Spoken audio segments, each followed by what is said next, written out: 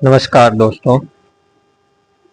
आज मैं आपको बताने वाला हूँ कमर में दर्द हो तब क्या करें और क्या नहीं करना चाहिए।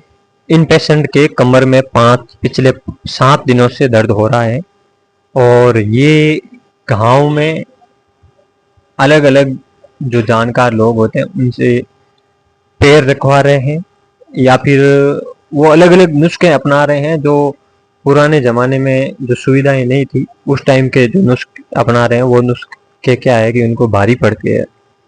इनके प्रॉब्लम ज़्यादा हो गई, कमर से उठना बैठना चलना फिरना सारा एकदम प्रॉब्लम्स खत्म हो गई। तो चलना फिरना एकदम बंद हो गए तो फिर क्या हुआ कि उनके जकड़न पैदा हो गई कमर में। उसकी वजह से नसों में सूजन आ जाती है, कमर में नस में सूजन आने की वजह से मैंने इनकी थेरेपी की। पहले इन्हें डॉक्टर को दिखाया था, फर्क नहीं पड़ा, इंजेक्शन वगैरह सारे लिखवाए थे और लगवाए भी थे, फिर भी फर्क नहीं पड़ा इनके। बिना इंजेक्शन के सिर्फ ऑनलाइन ओनली थेरेपी और मेडिसिन से फर्क पड़ने वाला है और इनके थेरेपी करते ही आराम मिल जाएगा। तो पेशेंट जानते हैं पेशेंट से क्या कितने दिनों से ये इस समस्या से जूझ रहे हैं। तो लगभग मैंने इनसे पता किया तो ये 7 दिन का बता रहे हैं, 7 या 8 दिन का आसपास। और अलग अलग देखने से ये दिखाने से प्रॉब्लम हुई है ज़्यादा। और ये फिजियोमेन थेरेपी करने के बाद काफ़ी कुछ आराम मिला है पेशेंट को।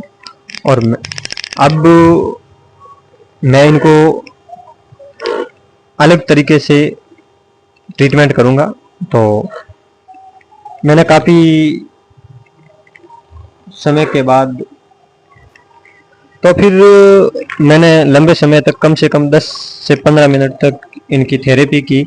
और थेरेपी करने के बाद इनको पूछा गया भाई दर्द में कुछ राहत मिली, तो इन्होंने बिल्कुल बताया कि भाई मुझे काफ़ी कुछ फ़र्क पड़ा है। और मैंने कम से कम 15 मिनट तक इनकी थेरेपी चलती रही।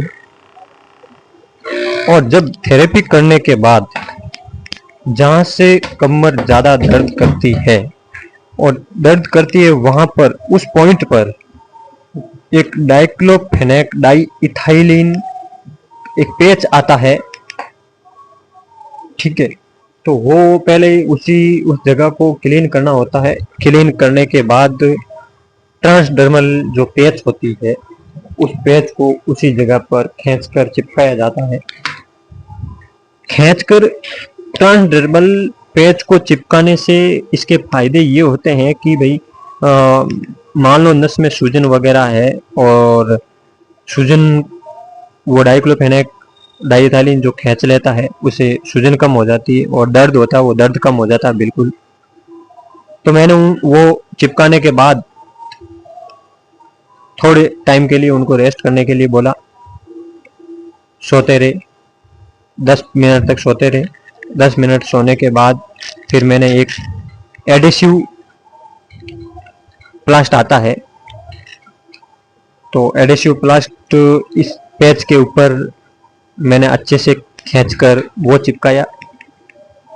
चिपकाने के बाद इनको 7 दिन की सलाह दी गई भाई इसको पानी मत लगने देना और इसको उतारना मत।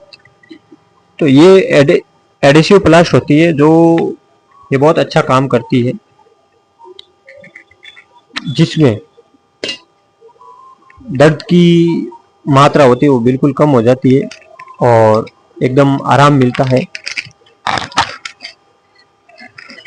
तो फिर हमने दादाजी की ये चिपकाई है एडेसिव प्लास्ट।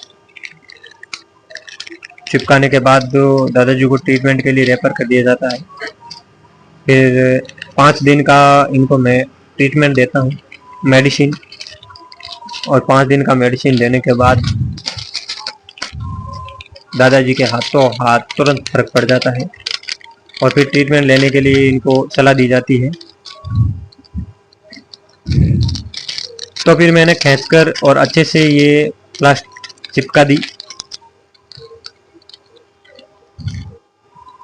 फिर दादाजी को इनको सजेस्ट किया गया पेशेंट को, तो इनको बोला गया भाई भारी भरकम वजन ना उठाएं, नीचे की ओर बिल्कुल कम झुकें, 2-3 दिन तक आराम करें, घर पर रेस्ट करें। और फिर मैंने इनको ट्रीटमेंट देना शुरू कर दिया। 5 दिन का ट्रीटमेंट दिया, जिसमें जीरोडोल एसपी टेबलेट हमने सुबह शाम खिलाई इनको। कैल्शियम एंड विटामिन सेलकाल 500 दोपहर में 1 दी, और खाली रात में होती मल्टीविटामिन मल्टी मिनरल्स टैबलेट जो रात को 1 दी दिन में खाना खाने के बाद, सब भोजन करने के बाद। फिर हमने 10-10 इनको भूखे पेट के लिए पेंटोसिड डी सा, पेंटाप्राजोल, डोमपेडोम सुबह भूखे पेट टैबलेट दी।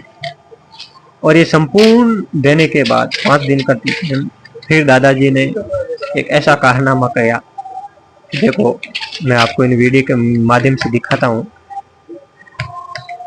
दादाजी फिर चिलम के आदी है, और चिलम पीते हैं कि भाई दिन में 20-20 चिलम पी जाते हैं। भिजोनी है।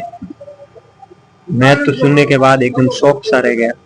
मैंने कहा दादाजी इतनी चिलम पियोगे तो फिर आपको कई प्रकार की बीमारियां होने का चांसेस रहता है। तो मैं आपको बताता हूँ दादाजी चिलम पीते हैं। देखिए इन जो चिलम पी रहे हो, मैं आपको इस वीडियो के माध्यम से बता रहा हूँ। और आपके घर में कोई ऐसी चिलम पी रहा है तो उनको मना कीजिएगा। ये बहुत शरीर के लिए हानिकारक हो सकता है, घातक हो सकता है, इससे अनेकों बीमारियां हो सकती है। देखिए दादाजी जो चिलम पी रहे हैं गलत आदत है। इससे चिलम पीने से अति से ज्यादा चिलम पी रहे हैं, अति से ज्यादा, इसे अस्थमा की प्रॉब्लम हो सकती है। शरीर बीपी ब्लड प्रेशर हाई होने का चांसेस रहता है, शरीर में बहुत ज्यादा पसीना आने का चांसेस रह सकता है। इसमें फेफड़े कमजोर हो जाएंगे, इसमें लीवर में भूख लगना कम हो जाएगी, आपको लीवर बहुत ज्यादा कमजोर हो जाएगा, फिर आपको बार बार बेचैनी और उल्टी टाइप लगेगा। तो ये चिलम पीने से हजारों बीमारियां आ सकती है। तो दादाजी को मैंने समझाया गया, आगे कहीं लगा भाई, समझाया गया, और समझाने के बाद तो इनको घर भेज दिया गया मैंने। भाभी में कटे। और ये चिलम अति से ज्यादा पीते हैं, और पीने से इनको बहुत ज्यादा प्रॉब्लम्स बढ़ सकती है। तो आशा करता हूँ पेशेंट बहुत जल्द से ठीक हो। आपके आसपास के घर में या किसी के हो तो उसको थेरेपी से ठीक कर सकते हो, और ये मैंने जो बता रहा वो ट्रीटमेंट ले सकते हो। Thank you. वीडियो को लाइक शेयर कमेंट करें ताकि मैं आगे वीडियो और बना सकता हूँ आपके लिए। इसके लिए चैनल को सब्सक्राइब करें नए आए तो फिर मैंने और इनको समझाने के बाद काफी आश्वासन दिया, भाई आप ठीक हो जाओगे 100%।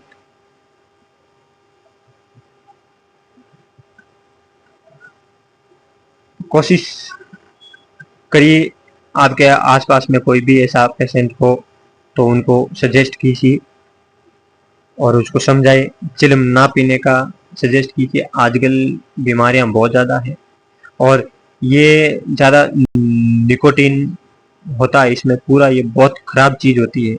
इसको आप पीने से बहुत प्रॉब्लम बढ़ सकती है। अभी से जो पी रहा है उनको छोड़ने का सजेस्ट कीजिए। कई बार क्या होता है, रेगुलर चिलम या बीड़ी का नशा करने से या फिर सिगरेट का नशा करने से शरीर के आंतरिक भागों को बहुत ज़्यादा डैमेज और प्रॉब्लम होने का चांसेस बहुत ज़्यादा रहता है।